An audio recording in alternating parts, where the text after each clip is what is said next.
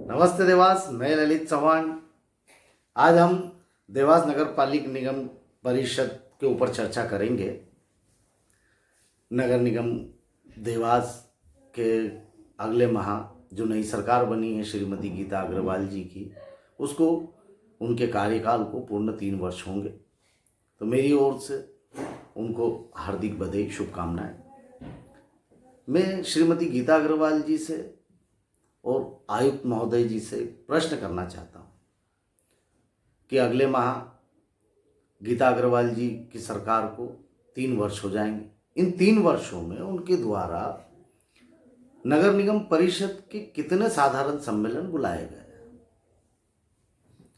हमें जो जानकारी प्राप्त हुई उस हिसाब से मात्र 5 से 6 साधारण सम्मेलन उन्होंने आमंत्रित किए, जबकि नगर निगम अधिनियम के नियम अनुसार हर 2 माह में एक साधारण सम्मेलन आमंत्रित करना चाहिए। लेकिन 3 वर्षों में नियमानुसार तो 18 साधारण सम्मेलन आमंत्रित करना चाहिए थे, लेकिन मात्र 5 से 6 साधारण सम्मेलन आमंत्रित कर पाए। क्यों?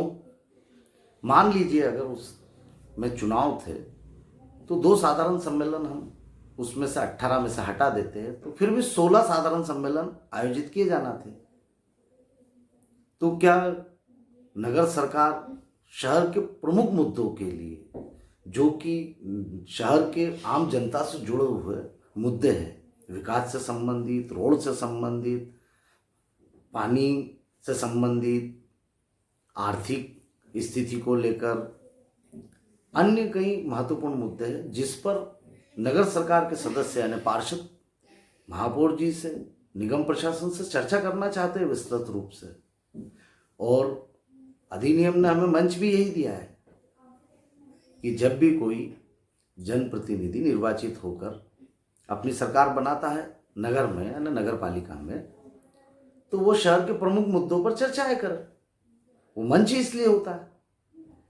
फिर आखिर महापौर जी समय पर साधारण सम्मेलन क्यों आमंत्रित नहीं करना चाहती? उससे किसको लाभ है? क्या नगर निगम प्रशासन को लाभ होगा, महापौर जी को लाभ होगा, या नगर सरकार को लाभ होगा? या आपको नगर सरकार के हर सदस्यों के सामने स्पष्ट करना होगा, नगर के हर मतदाता के सामने स्पष्ट करना होगा कि आखिर आप समय पर साधारण सम्मेलन क्यों आमंत्रित नहीं करना चाहते? अब 3 वर्ष तो आपके अगले माह यानी 2-3 दिन में पूर्ण हो जाएंगे। बचे शेष 2 वर्ष अगर नियम अनुसार देखें तो हमें 12 साधारण सम्मेलन आमंत्रित करना है।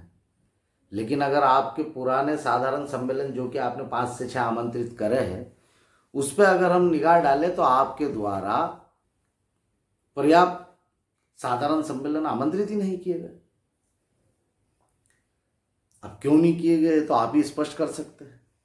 तो अब आने वाले समय में 2 वर्ष में जो आपका कार्यकाल बचा है, उसमें आपको 12 सम्मेलन आमंत्रित करना है और आपको नियम अनुसार तय समय पर करना चाहिए।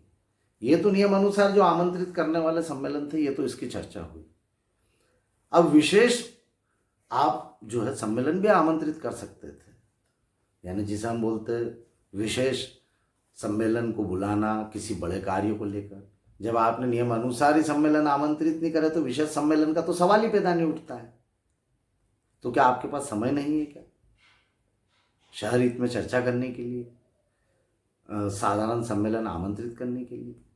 आपसे मेरा हाथ जोड़ के निवेदन है कि जल्द से जल्द साधारण सम्मेलन आमंत्रित किए जाए बिना समय गवाए, ताकि आप ही की सरकार के सदस्य आपसे विस्तृत रूप से उनके वार्डों से संबंधित, शहर से संबंधित विकास के मुद्दों पर चर्चा कर सके।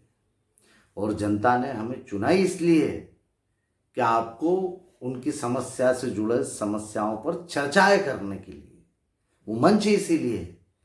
लेकिन बड़े आश्चर्य की बात है कि जिन मतदाताओं ने हमें चुना और अगर हम उनको समय नहीं दे पा रहे हैं, तो भविष्य के आने वाले निर्वाचनों पर यानी इलेक्शनों में इन मुद्दों पर विशेष चर्चा होगी। इसलिए मेरा आपसे निवेदन है कि जल्द से जल्द नगर निगम परिषद के साधारण सम्मेलन आमंत्रित करें। धन्यवाद।